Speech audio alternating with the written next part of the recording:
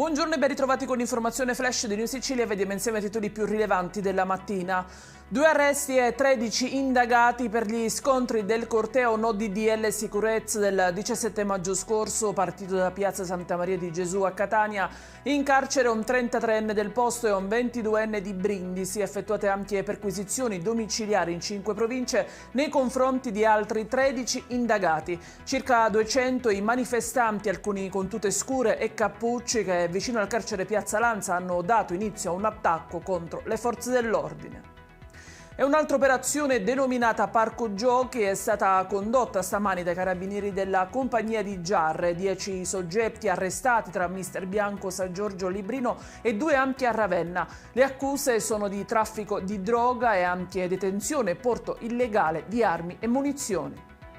La Corte di Cassazione ha definitivamente confermato la condanna a 12 anni di reclusione per l'ex deputato regionale Paolo Ruggirello, riconosciuto colpevole di concorso esterno in associazione mafiosa. Con la decisione dei giudici supremi la sentenza diventa definitiva e Ruggirello dovrà scontare la pena in carcere.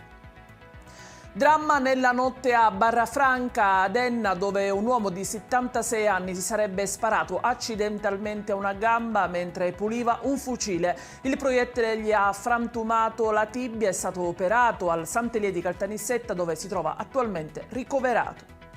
È in chiusura la decisione dell'arcivescovo di Catania, Monsignor Luigi Renna, che ha disposto il commissariamento di tutti i circoli e le associazioni agatine.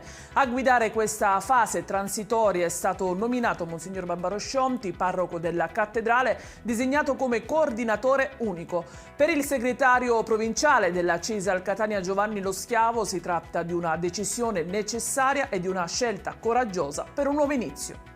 Ed è tutto per questa edizione. Vi ricordo come sempre che i dettagli su queste notizie e molte altre li trovate sul nostro sito e sui nostri canali social. Grazie per averci seguito e buona giornata.